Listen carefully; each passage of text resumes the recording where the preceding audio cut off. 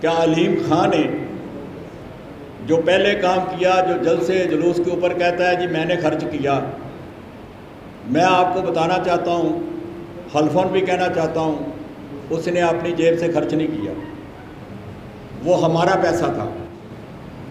لاکھوں کروڑوں روپے کی مد میں فنڈ دیا جو اس نے استعمال کیا، لیکن آدھا کیا اور آدھا جیب میں ڈال گئے۔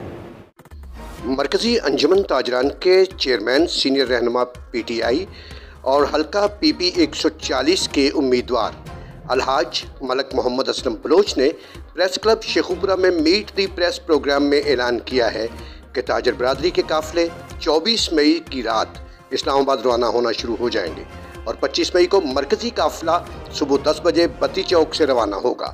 شرکاء مارچ کے لیے تمام انتظامات اپنی مدد آپ کے تحت کیے گئے ہیں۔ حاجی غلام نبی ورک، سیٹھ محمد عظیم، شیخ نذیر احمد، حاجی محبوب عالم، عامر شریف کمبو، خاور بلوچ کے ہمراہ صحافیوں کے سوالات کے جواب میں الحاج ملک محمد اسلم بلوچ نے کہا کہ ایاک نعبد و ایاک نستعین،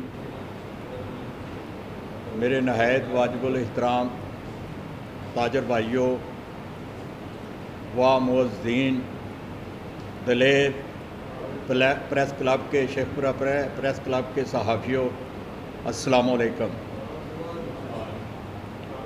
آج ہم جس مقصد کے لیے اکٹھے ہوئے ہیں وہ ہے حقیقی آزادی مارچ، جو ہمارے لیڈر عمران خان نے پورے پاکستان کو اپنا پیغام بھیجا ہے کہ اپنے اپنے حلقوں سے، اپنے اپنے ضلع سے نکلو۔ اسی طرح شیخوپورہ میں بھی ایک پہلے قافلہ ہم بھیج چکے ہیں ہزاروں کی تعداد میں، جو ہمارے پی ٹی آئی کے ورکر تھے۔ اب ہمارا دوسرا قافلہ تاجر برادری کا انشاءاللہ وہ بھی ہزاروں کی تعداد میں وہاں پہنچ رہا ہے۔ تو آج میں اس لیے پریس کلب میں آ کر اپنے تاجروں کی ساتھیوں کے ساتھ یہ کہنا چاہتا تھا کہ دھمکیاں مل رہی ہیں گرفتاری کی دھمکیوں سے ہم گھبرانے والے نہیں ہیں۔ جتنی مرضی گرفتاریاں کر لیں، جتنی مرضی رکاوٹیں کھڑی کر لیں، ہم آپ کو بتانا چاہتے ہیں یہ حقیقی آزادی مارچ اپنے پاکستان کے لیے ہے، اپنے پاکستان کی بقا کے لیے ہے، اپنے پاکستان کو غلامی سے نجات دینے کے لیے ہے۔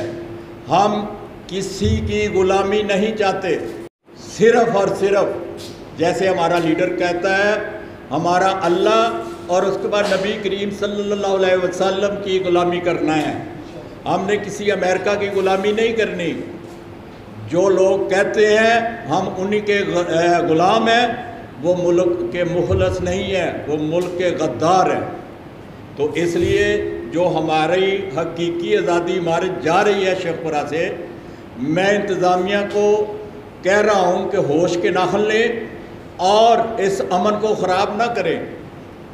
ہم اپنے ملک کی امن کو خراب نہیں کرنا چاہتے، لیکن کچھ ایسی جماعتیں ہیں، کچھ ایسے دوسرے لوگ بھی ہیں جو اس امن کو خراب کرنا چاہتے ہیں، خون ریزی کرنا چاہتے ہیں۔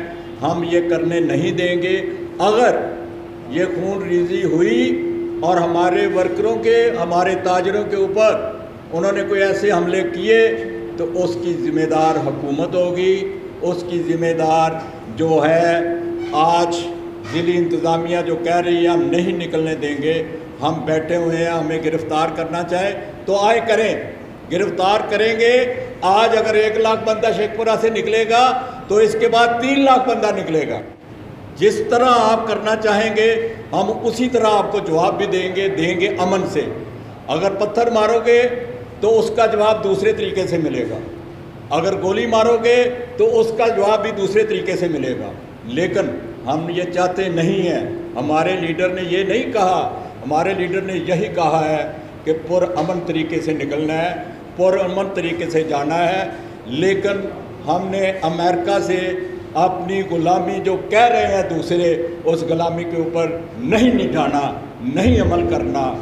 ہم نے آزاد قوم ہے، آزادی کے ساتھ چلنا ہے اور اپنے عوام کو ایک غلامی سے چھٹکارا دلانا ہے۔